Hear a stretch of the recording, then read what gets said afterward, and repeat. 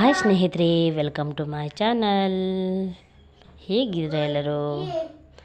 ಇವತ್ತಿನ ವಿಡಿಯೋ ಬಂದು ತುಂಬಾ ಸಿಂಪಲ್ ಆಗಿರೋದು. ಏನಂತ ಹೇಳಿದ್ರೆ, ಎಲ್ಲರೂ ಕೆಲಸಕ್ಕೆ ಹೋಗಿರ್ತೀರ. ಎಲ್ಲರೂ ಅಂತ ಹೇಳೋಕ್ಕಾಗಲ್ಲ, ಕೆಲವರು ಕೆಲಸಕ್ಕೆ ಹೋಗ್ತಿರೋರಿಗೆ ಈ ವಿಷಯವನ್ನು ಹೇಳೋಕ್ಕೆ ಇಷ್ಟಪಡ್ತೀನಿ. ಏನಂತ ಹೇಳಿದರೆ, ತುಂಬಾ ಸಿಂಪಲ್ಲು. ಮನೆಗೆ ಈಗ ಮನೆ ಕೆಲಸಕ್ಕೆ ಹೋಗ್ತೀವಿ ಅಥವಾ ಸ್ಕೂಲಲ್ಲಿ ಕೆಲಸಕ್ಕೆ ಹೋಗ್ತೀವಿ.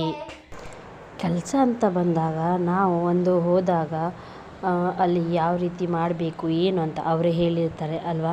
ಅದನ್ನು ನಾವು ಅಚ್ಚುಕಟ್ಟಾಗಿ ಇಡಬೇಕು. ಅವ್ರು ಏನು ಕೆಲಸ ಹೇಳಿರ್ತಾರೆ ಅದನ್ನೇ. ಅದು ಆದ ತಕ್ಷಣ ನಾವು ಮನೆಗೆ ಬರೋದು, ಮನೆ ಕೆಲಸ ಮಾಡ್ತಾ ಇರೋದಲ್ವ. ಅದೆಲ್ಲ ಕಾಮನ್ನೇ. ಅಲ್ಲ ಹೋದ ಕಡೆ ನಾವು ಹೇಗಿರಬೇಕು ಏನು, ಅವ್ರು ನಮ್ಮ ಕೆಲಸ ನೋಡಿ ಪಗಾರ ಕೊಡ್ತಾರೆ. ಹೌದಾ?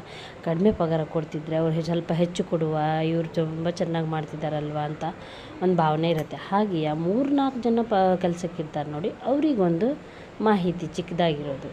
ಈಗ ಅವ್ರು ಮಾಡ್ತಿರೋ ಸರಿಯಾಗಿದ್ದರೆ ಇನ್ನೊಬ್ಬರು ಏನು ಮಾಡ್ತಾರಂತ ಹೇಳಿದರೆ, 3-4 ಜನ ಕೆಲಸಕ್ಕಿರೋರಿಗೆ ಒಂದು ಮಾಹಿತಿ. ಅದು ಏನಂತ ಹೇಳಿದರೆ, ಈಗ ನಾವು ಎಲ್ಲರೂ ಇರ್ತೀರಲ್ವ, ಎಲ್ಲರೂ ಒಂದೇ ಭಾವನೆಯಲ್ಲಿರಿ. ಅದನ್ನು ಬಿಟ್ಟು ನೀನೊಂದು ನಾನೊಂದು, ಅವ್ರು ಮಾಡ್ತಿರೋ ಸರಿ ಇಲ್ಲ, ನಾನು ಮಾಡ್ತಿರೋ ಸರಿ ಉಂಟು ಅಂತ ಅದು ಆ ಲೆಕ್ಕಕ್ಕೆ ಬರಲ್ಲ. ಎಲ್ಲರೂ ಫ್ರೆಂಡ್ಸ್ ಅಲ್ವಾ. ಕೆಲಸಕ್ಕಂತ ಹೋದಾಗ ಅವ್ರು ಮಾಡೋದು ಬೇರೆ, ನಾವು ಮಾಡೋದು ಬೇರೆ ಅಂತಲ್ಲ. ಎಲ್ರಿಗೂ ಒಂದೇ ನಮೂನೆ ಕೆಲಸ ಕೊಟ್ಟಿರ್ತಾರೆ. ಅದನ್ನು ಕೊಟ್ಟಿರೋ ಕೆಲಸ ಎಲ್ಲರೂ ಕೂಡ ಒಂದೇ ಸಮನೆ ಹಂಚಿಕೊಂಡು ಒಳ್ಳೆಯ ರೀತಿಯಲ್ಲಿ ಮಾಡಿ. ಹಾಗಂತ ಬಿಟ್ಟು ಜಗಳ ಮಾಡ್ಕೊಳ್ಳೋಕೆ ಹೋಗಬೇಡಿ. ಯಾಕಂತ ಹೇಳಿದರೆ, ಜಗಳ ಮಾಡಿದರೆ ಲಕ್ಷಣ ಯಾರಿಗೆ? ನಮಗೆ. ಕೆಟ್ಟ ಹೆಸರು ಯಾರಿಗೆ? ಇವಳು ಯಾವತ್ತು ನೋಡಿದ್ರು ಕಂಪ್ಲೇಂಟ್ ಹೇಳ್ತಾರೆ, ಇವ್ರು ಯಾವತ್ತು ನೋಡಿದ್ರು ಜಗಳ ಮಾಡ್ತಿರ್ತಾಳೆ, ಇವ್ರಿಗೆ ಬೇರೆ ಕೆಲಸನೇ ಇಲ್ವಾ ಅಂತಾರೆ. ಕೆಲಸ ಮಾಡೋ ಕಡೆ ನಮಗೇನಾದ್ರು ಆಧಾರ ಇದೆಯೋ ನೋಡಿ.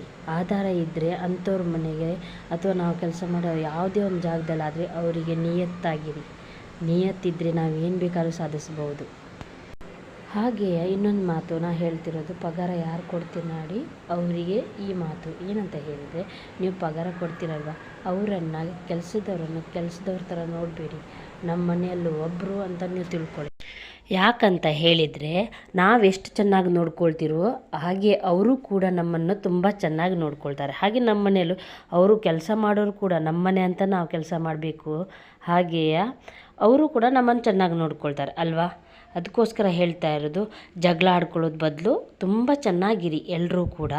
ಹಾಗೆಯೇ ಸಂಬಳ ಕೊಡ್ತಿರೋ ಯಜಮಾನನಿಗೆ ನೀವು ಕೆಲಸದವರನ್ನು ನಮ್ಮವರು ಅಂತ ತಿಳ್ಕೊಳ್ಳಿ.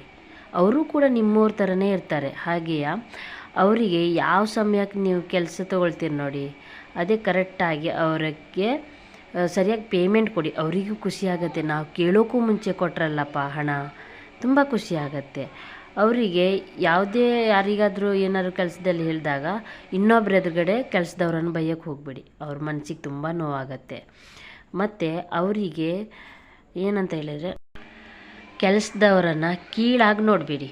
ಇನ್ಯಾರೋ ಬಂದಿರ್ತಾರೆ, ಅವ್ರ ಎದುರುಗಡೆ ಅವರಿಗೆ ಬೇರೆ ಥರ ಮಾತಾಡೋದು, ನಾವೇನಾದ್ರು ನೋಡ್ಕೊಳ್ಳೋದು, ಆ ಥರ ಮಾಡೋಕ್ಕೆ ಹೋಗಬೇಡಿ. ಇನ್ನೂ ಕೆಲವರು ಇರ್ತಾರೆ, ನಾನು ಕೆಲಸ ಕೊಟ್ಟಿದ್ದಕ್ಕೆ ಇದೆಯಾ ನೀನು, ಇಲ್ಲಾರೆ ನೀನೆಲ್ಲಿ ಕೆಲಸ ಮಾಡ್ತಿದ್ದೆ, ಮನೆಯಲ್ಲೇ ಪಾತ್ರೆನೋ ಇದು ಪಗಡೆನೋ ತಿಕ್ತಾ ಇರಬೇಕಾಗಿತ್ತು ಅಂತೀರ ಅಲ್ವಾ. ಹಾಗೆಲ್ಲ ಹೇಳಕ್ಕೆ ಹೋಗಬೇಡಿ.